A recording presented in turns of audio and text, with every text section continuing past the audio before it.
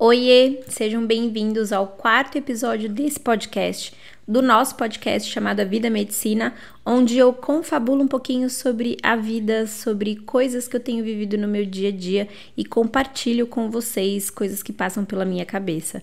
Se você não me conhece ainda, meu nome é Thaís Albuquerque, eu sou médica e psicóloga, trabalho no SUS, trabalho na atenção primária e também faço um trabalho lá no Instagram, onde eu converso com vestibulandos de medicina, pessoas que estão fazendo transição de carreira. Se você ainda não conferiu os outros episódios, tem um episódio onde eu falo sobre sonhos não envelhecem, que é justamente sobre a importância da gente correr atrás daquilo que faz sentido para nossa vida. E o primeiro episódio fala sobre como que eu vim parar aqui, né? Como que eu cheguei na medicina e como que hoje eu estou aqui gravando podcast, né? Porque sou médica, psicóloga e estou gravando um podcast. Sim, estou gravando porque eu consegui criar esse espaço aqui dentro da minha rotina, onde eu consigo colocar para fora, na grande maioria das vezes, coisas que passam pela minha cabeça e que vem meio sem roteiro, vem meio no flow, assim.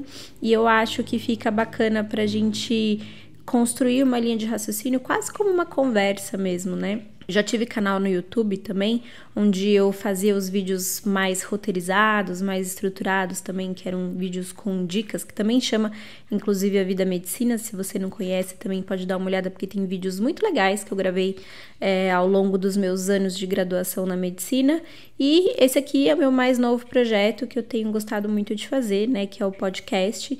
E se você achou que não ia ter episódio esse mês, eu confesso que eu também achei. Eu tô gravando esse episódio dia 27 de março e tô com esperança de que ele vai sair ainda até o final do mês. Vai sair. Então, um passarinho verde acabou de me falar que vai sair até o final do mês. Então, vai ser o episódio de março. Desde o começo desse projeto, a ideia era fazer um episódio por semana, mas a vida não está colaborando, né? Não tenho conseguido ter tempo para sentar, pensar, ter ideias, criar, né? Basicamente, assim. Tipo, eu não tenho tido tempo e energia para criar, e esse mês de março, especificamente, foi um mês mais atribulado. Antes da gente entrar, assim, no assunto específico desse podcast, vou só dar uma contextualizada para vocês, porque eu acho que eu não contei nem lá no Instagram direito o que aconteceu nesses últimos dias, assim, que eu fiquei com muito pouca energia para fazer outras coisas que não fossem cumprir as minhas obrigações diárias, que envolve basicamente cumprir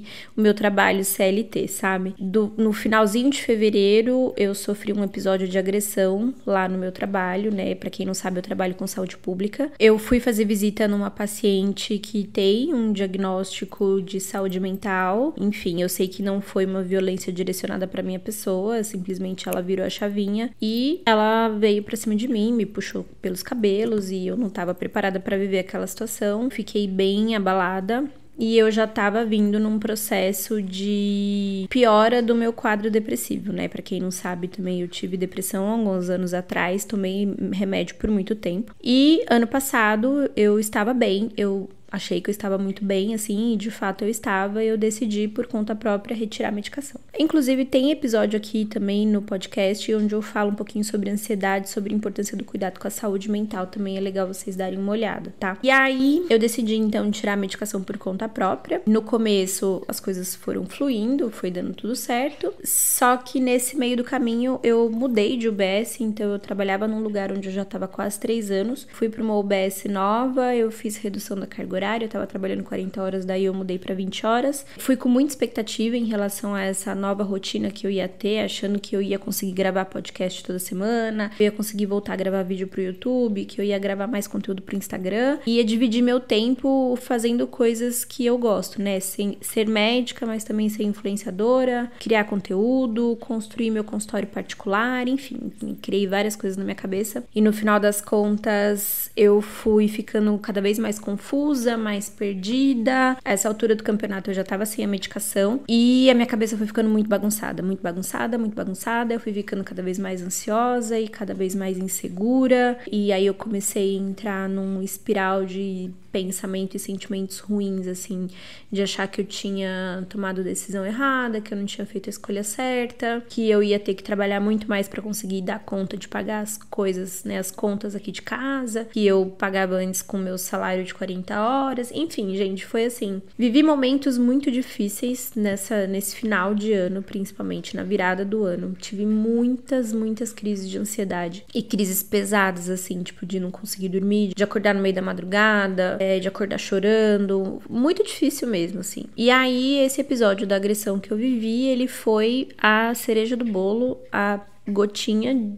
que faltava pro meu copo transbordar. Eu fiquei muito mal, entrei em estado de choque, eu não conseguia voltar pra casa, não conseguia dirigir, tive que pedir pro meu marido ir me buscar. E aí fez aflorar ainda mais esse meu sentimento de, nossa, tô arrependida, eu não devia ter feito isso, né? Enfim. Quase mudando o título desse episódio aqui pra ser, tipo, um mega desabafo, porque ainda não consegui entrar no tema do vídeo, mas vocês vão entender, vai fazer sentido, calma, fica aí até o final porque vai fazer sentido. E aí depois que eu passei por esse processo, eu fiquei uma semana afastada. Daí eu consegui passar com a minha psiquiatra que me acompanha, né, que já sabia também que eu tinha tirado o medicamento por conta própria. Expliquei pra ela toda a situação que eu tava vivendo. A gente não conseguiu fugir do óbvio que seria necessário realmente eu voltar a tomar a medicação até eu realmente conseguir estabilizar um pouco mais esse quadro, conseguir lidar com esse período de transição, sabe, de mudar de UBS, enfim. Uma coisa que me angustiava muito é que, assim, eu fiquei quase 3 anos nessa outra UBS e eu nunca tinha passado por nada parecido. E nessa UBS atual, além de eu ter passado por isso, eu passei por outras coisas no dia a dia da UBS que também tem sido muito difíceis pra lidar. Essa UBS que eu tô trabalhando agora, ela tá inserida no bairro aqui em São Paulo,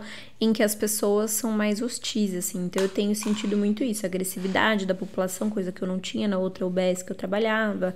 As pessoas são mais impacientes. Fora que tem toda a dificuldade de fazer uma mudança por si só, né? Então eu já estava acostumada com a equipe que eu tinha, com o enfermeiro da minha equipe, com os acessos da minha equipe. E aí entrar numa equipe nova que já funciona, que já tem suas manias também, é um processo difícil, né? Conversando com a minha psiquiatra, a gente realmente decidiu e não tinha outra opção a não ser voltar a tomar remédio pra conseguir organizar um pouco minha cabeça no lugar, colocar minhas ideias no lugar. E aí os primeiros dias, assim, da medicação também foram muito difíceis, porque lidar nos primeiros dias, normalmente quando a gente toma, né, medicamento, assim, nos primeiros dias dá uma exacerbada nos sintomas ansiosos, assim. E aí eu fiquei muito mal, tipo, eu fui, assim, praticamente pro fundo do poço. Eu acho que eu nunca fiquei tão ruim, nunca me vi tão ruim do jeito que eu me vi nesses últimos dias. A ponto de não conseguir sair de casa, tipo, eu tava com medo de sair de casa, eu tava com medo das pessoas. Nossa, foi horrível, foi muito ruim. Fiquei afastada mais um tempo, fiquei uns 10 dias afastada.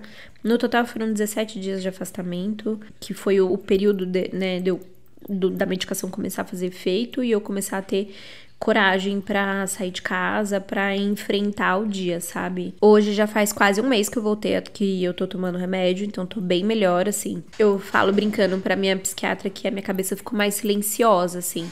Então, antes era aquela barulheira de pensamento, aquela confusão, e agora eu consigo focar numa coisa, pensar em outra, e devagar. Ainda tenho tido momentos de oscilação, então tem dias que eu ainda tô pior, tem dias que eu acordo triste, mas eu não tenho tido mais crises de ansiedade que me impedem de viver. Engraçado, né? Porque eu fiz um episódio falando sobre ansiedade, eu já tava vivenciando tudo aquilo, mas não tão drasticamente como foi nesse último mês. E aí, consequentemente, eu não consegui fazer quase nada, assim, não consegui gravar vídeo, fazer roteiro, gravar podcast, enfim, eu realmente concentrei no mínimo necessário, que era acordar e ir pro meu trabalho, sabe? Fica aqui um alerta também, se você toma medicação, toma antidepressivo, ansiolítico, enfim, não retire por conta própria, tá bom? Conte sempre com a ajuda de um profissional especializado para isso, porque você vai passar por um período de adaptação, tem os sintomas da descontinuação da medicação, então é muito importante que você esteja assistido por um profissional, tá bom? E vamos finalmente entrar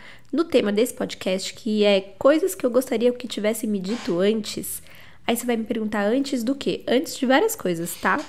Antes de entrar na faculdade de medicina, antes de viver a vida, antes de envelhecer, antes de crescer, coisas que eu realmente gostaria que tivessem me preparado para isso, para que eu não tivesse que viver e se sentir na pele as dificuldades de ser uma adulta em plenos anos 2020 e tanto já. Então, eu acabei dividindo em 2 categorias e a gente vai começar com a primeira categoria, que é coisas que eu gostaria que tivessem me dito antes de eu entrar na faculdade de medicina. Eu acho que é o tema que vocês mais se interessam por aqui, mas a gente não vai falar só sobre isso, tá? E aí eu listei aqui algumas coisas e vocês vão me contar nos comentários se vocês já sabiam disso, se vocês já viveram isso ou se vocês acham que isso também vai ajudar vocês no futuro, porque a ideia é essa, né? Talvez preparar vocês um pouco mais do que o que eu fui preparada para as chapuletadas que a vida dá.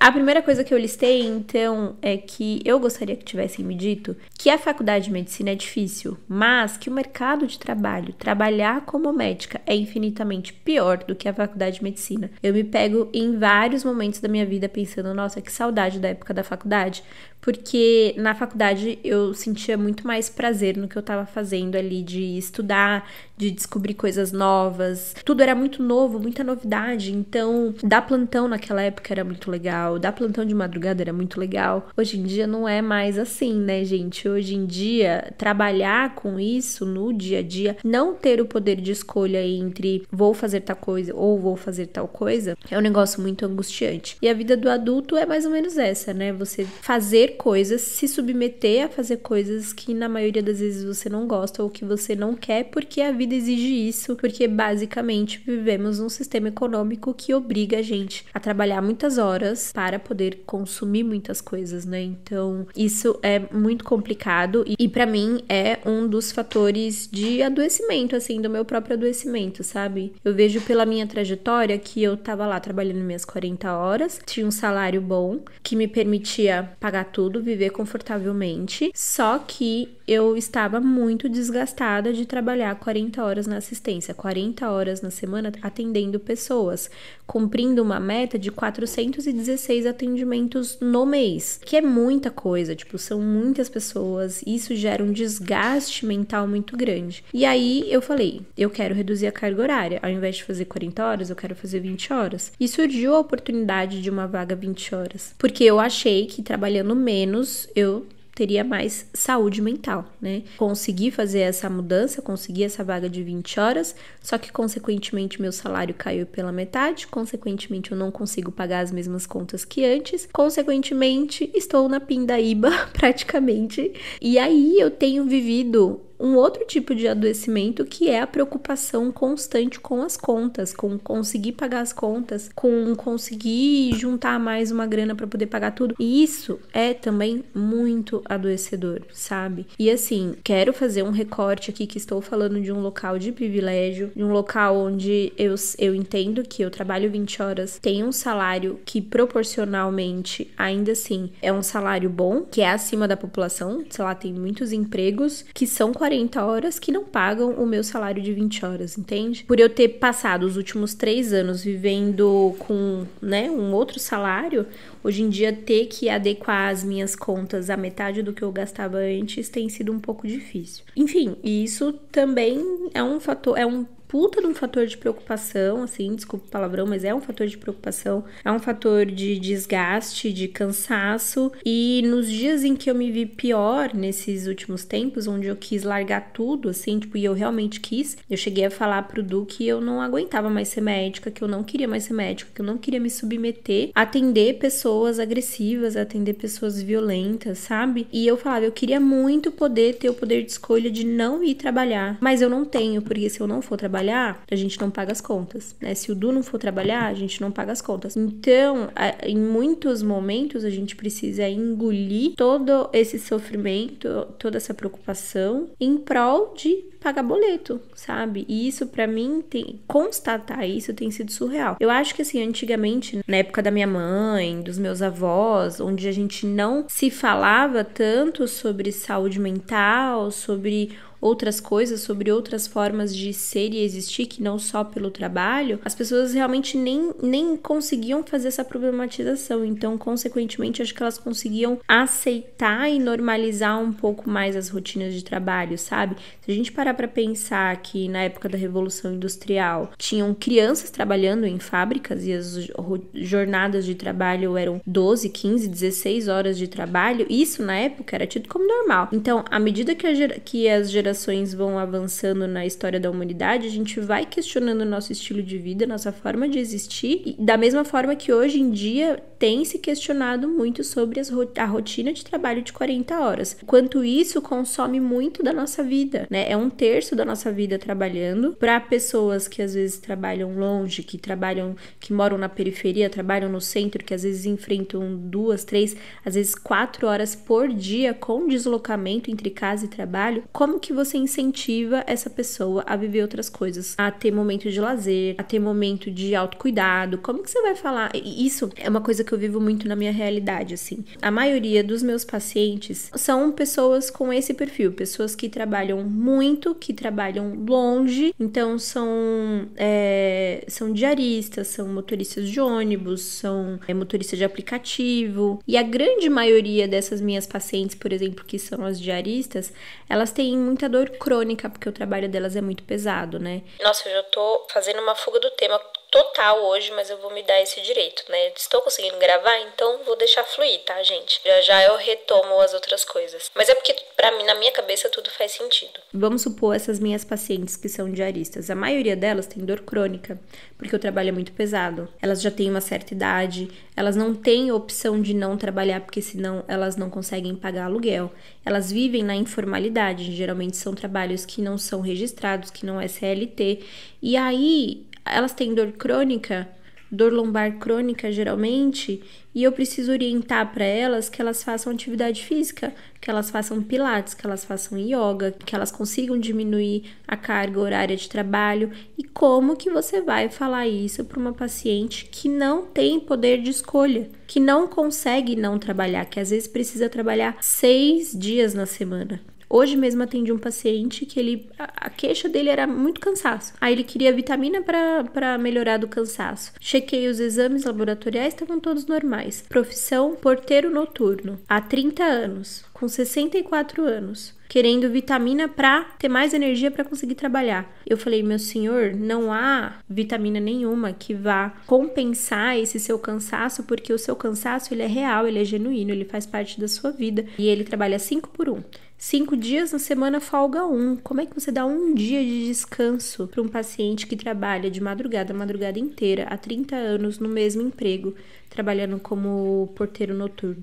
Entende? Então, eu acho que cada vez mais a gente tem que questionar justamente o tempo de vida que a gente desprende para trabalhar em troca de dinheiro, que na grande maioria das vezes é incentivado apenas para o consumo, né? Então, assim, você tem que trabalhar mais para consumir mais, constantemente isso, né? E aí, se você não tá trabalhando, não tá produzindo, você fica com peso na consciência. Eu mesma, né? Nesse período que eu tava aí mais adoecida, que eu não tava conseguindo fazer as coisas que eu gostaria, era peso na consciência, dia sim, outro também, constantemente. Ainda sinto, hoje eu senti isso, eu cheguei em casa 12:30, almocei, deitei no sofá ali pra fazer a digestão, fiquei assistindo TV e fiquei, meu Deus, devia estar fazendo alguma coisa. Aí eu pensei, não devia não, tô aproveitando esse privilégio que eu tenho de em plena quarta-feira sair 12:00 do trabalho e chegar em casa mais cedo, então que eu consiga realmente fazer isso ter valor, sabe, ao invés de ficar me culpando e me cobrando muito. O que, né, vou fazer um gancho aqui ainda com isso que eu falei pra vocês que eu gostaria que tivessem me dito antes, é que quando você vai trabalhar como médica, eu falo por mim pelo menos, né, não sei se eu consigo generalizar, mas eu me cobro muito e isso também me coloca em muito sofrimento. Eu me cobro o tempo todo, gente. Eu tenho um senso de responsabilidade, assim, e preocupação com os meus pacientes, que é um negócio que às vezes me tira o sono. E isso também é ruim, também é adoecedor. E são coisas que a gente não fala, que a gente, né, fica ali no cursinho, nos anos de cursinho, pensando, não, eu quero muito ser médica, quero muito fazer isso e tal, mas você não pensa nas consequências que isso vai ter na sua vida. Que a sua rotina vai ser uma rotina que, na grande maioria das vezes, vai te deixar doente. Por isso que eu bato muito na tecla sobre a importância da gente cuidar da gente cuidar da nossa saúde mental, para que a gente consiga estar bem, para realmente conseguir cuidar do outro. Outra coisa que eu gostaria que tivessem me dito antes de entrar na faculdade de medicina é que desprender a sua atenção para cuidar de outras pessoas é extremamente exaustivo. É muito, muito cansativo. E assim, as pessoas, na grande maioria das vezes, quando elas agendam consulta com você, elas estão esperando muito tempo, elas estão com uma expectativa muito alta e você tá ali entregue para a pessoa, a sua atenção tem que estar ali entregue e isso é muito cansativo. Pensando, né, na minha realidade, onde eu trabalho com saúde pública, onde eu tenho metas de atendimento, quando eu fazia 40 horas eram 416 consultas. Agora nas 20 horas são 208 consultas por mês. Eu tenho que estar com a minha atenção plena para todas essas pessoas. E isso é muito exaustivo, né? Como agora eu tenho alguns dias mais livres durante a semana, então eu não tenho mais sentido tanto esse cansaço. Mas quando eu tava fazendo as 40 horas, chegava sexta-feira no final do dia, eu queria deitar em posição fetal porque eu não conseguia falar. Hoje em dia tem sido assim nas segundas-feiras, porque as segundas-feiras são os dias que eu fico o dia inteiro trabalhando. Eu trabalho das 8 da manhã às 7 da noite, em tese, mas nas últimas semanas eu saí da UBS tipo 8, 9 horas da noite por conta da dengue. Então, no final do dia, eu tenho atendido 40, 50 pessoas. Então, na segunda-feira, eu chego em casa. O Du até já sabe, tipo, que é um dia que eu não consigo conversar.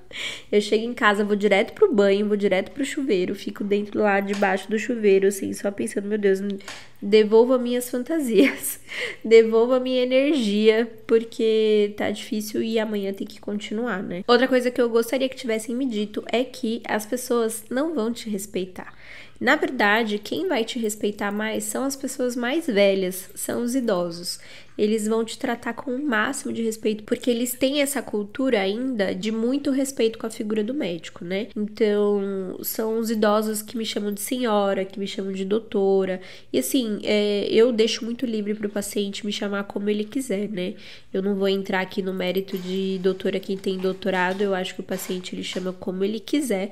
Não faço questão de que me chamem de doutora, me apresento como Thaís, ou eu sou Thaís, eu sou médica, não me apresento como doutora Thaís, mas eu vejo muita diferença, assim, na forma como realmente eles tratam a gente e como as pessoas mais novas têm tratado a figura do médico com cada vez mais desconfiança, talvez até descaso e, consequentemente, agressividade, né? Eu entendo que muitos tenham vivido histórias muito ruins, experiências muito ruins com a figura do médico. Entendo que hoje em dia os pacientes têm cada vez mais acesso à informação, então a maioria já vem tendo lido, tendo pesquisado alguma coisa no Google e aí eles vêm com a conduta e aí você só tem que ir ali meio que servir mesmo, sabe? Então, tenho aprendido a ter um pouco mais de jogo de cintura para não ficar discutindo. Então, mesmo se eu vejo que não tem indicação teórica de antibiótico, por exemplo, tô lá com um quadro de amidalite,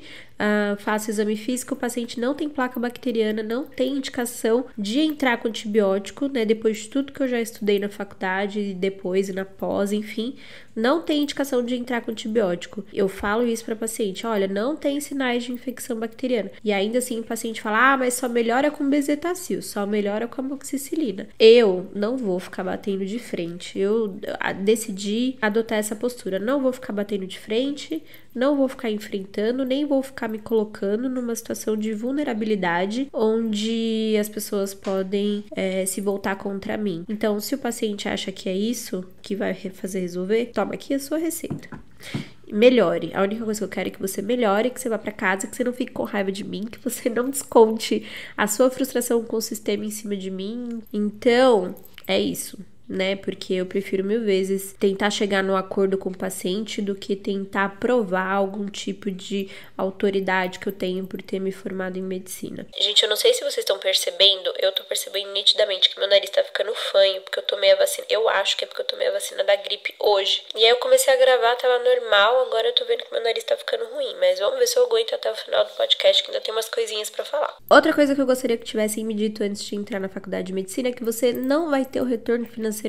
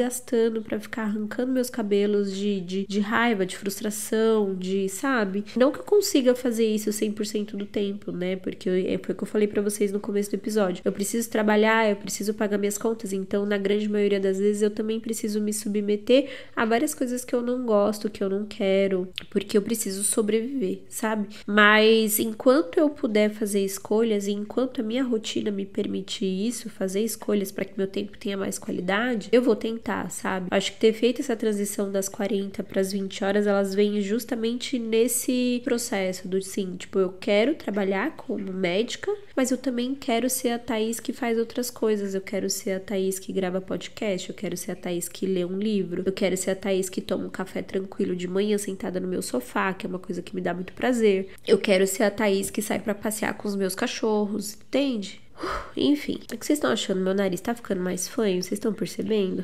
Agora, coisas que eu gostaria de saber da vida. Pode ser que não mude muito, gente, porque eu acho que eu acho que eu tô meio bitolada nesse tema de tempo e como aproveitar o tempo, como viver a vida, enfim, mas vamos lá. O que eu gostaria de saber antes de levar as chapuletadas da vida, né? Eu gostaria de saber que não dá pra se ter tudo. Não vai dar. Não tem jeito. Você pode até tentar equilibrar as coisas na sua vida, mas alguma coisa vai ficar capenga. Não tem jeito, né? Eu sei que a gente, inclusive, fala isso pros pacientes. Você precisa ter uma boa noite de sono, se alimentar bem, ter momentos de lazer e praticar atividade física. Você vai conseguir isso? Minha filha, não sei. Se você conseguir isso, me dê o caminho das pedras. Talvez sendo herdeira a gente consiga, mas no dia a dia é muito difícil. Alguma coisa você vai acabar fazendo meio que mal feito, assim. Seja, não dá pra priorizar a alimentação agora, não dá pra priorizar a atividade física agora. Então, vou priorizar a minha noite de sono. E aí, a gente vai tentando equilibrar, porque é justamente isso, né? A gente tentar lidar com o tempo que a gente tem da melhor forma possível. Só que isso, não sei pra vocês, mas pra mim é uma coisa que gera muita frustração, assim. Porque eu queria ter mais tempo pra conseguir ter mais qualidade de vida e não consigo, na grande maioria das vezes. Outra coisa que eu aprendi na vida é: não aceite migalhas de relacionamento. Não aceite migalhas de afeto. Antes de eu ter o relacionamento que eu tenho hoje com o Du, que é meu marido, estamos juntos há 12 anos já, eu tive relacionamentos muito ruins na minha vida. Relacionamento abusivo, já sofri agressão, enfim. Também não são coisas que eu fico entrando muito no detalhamento, eu acho que não tem necessidade, até porque já passou muito tempo, mas aprendam a ser bem tratadas, aprendam a escolher as pessoas que vão ficar com vocês, que vão tratar vocês bem, que vão respeitar vocês acima de qualquer coisa, tá? Então não aceitem migalhas de afeto, porque não vale a pena, você precisa se sentir valorizada. Se for pra ficar com alguém que te trata meia boca, meu bem, não fique, tá bom? Não fique, procure e se permita ser bem tratada. Às vezes a gente não tá muito bem acostumada a realmente viver um relacionamento bom, viver um relacionamento saudável. Faça escolhas melhores, tá bom? Trabalhe com o que você ama. Eu tô muito repetitiva nesse podcast. Trabalhe com o que você ama e você não vai conseguir mais amar seu trabalho. Gente, acho que eu vou até passar pro próximo, não preciso ficar falando sobre isso, porque é um pouco mais do mesmo. Vocês estão vendo que eu tô realmente vivendo esse processo de frustração pelas condições de trabalho, enfim, também não vou ficar chutando cachorro morto aqui não, porque já falei sobre isso. Acho que vocês já entenderam. E senão daqui a pouco também vão me xingar lá no Instagram falando que eu sou ingrata, né? Que eu não dou valor para as coisas que eu tenho, e não é isso, né? Porque na verdade cada um, quando vai viver a realidade, vai experimentar ali as dores e as delícias daquilo que a gente vive, né? E no final das contas, é isso. Eu gostaria que alguém tivesse me falado que a vida é um eterno dilema entre trabalhar, fazer as coisas que você gostaria de fazer e não pode, não é mesmo? Ou seja, fui redundante? Talvez. Fui um pouco repetitiva? Talvez. Mas é porque isso são coisas realmente que eu tenho trabalhado muito na minha vida e que eu acho que tem ficado muito em questionamento, assim, pra mim, né? Óbvio que eu sou feliz pelas minhas conquistas, eu sou feliz por ter feito medicina, eu sou feliz por ter feito minha transição de carreira, mas o fato é que eu não estou feliz com as condições de trabalho que eu tenho tido hoje. Então, eu tô vivendo esse processo de realmente ressignificar, entender para onde eu quero ir, o que eu quero fazer, para que as coisas tenham mais sentido para mim. Ufa, acho que esse até agora foi o maior episódio também do podcast. Eu espero do fundo do meu coração que você tenha gostado, que você tenha se identificado com alguma coisa, que tenha feito sentido para você. Se você gostou, compartilhe esse episódio também, me marca lá no Instagram, porque o Spotify, ele entende que quando você compartilha o episódio, porque ele tem muita relevância. O podcast é uma das coisas que tem feito muito sentido pra mim na minha vida, então se você puder me ajudar compartilhando para que isso me incentive a continuar gravando, me ajuda muito também. Não deixa de me seguir lá no Instagram, meu Instagram é o ta.is.albuquerque, tá tudo descrito aqui na legenda do episódio também. Eu espero do fundo do meu coração que você tenha gostado E eu gostei muito de gravar esse episódio aqui com vocês. Foi um grande desabafo. Pra mim foi quase uma sessão de terapia. Eu gosto de colocar essas coisas pra fora também. Eu espero do fundo do meu coração que você tenha gostado. E a gente se vê no próximo episódio ou lá no Instagram. Um beijo e até a próxima. Tchau!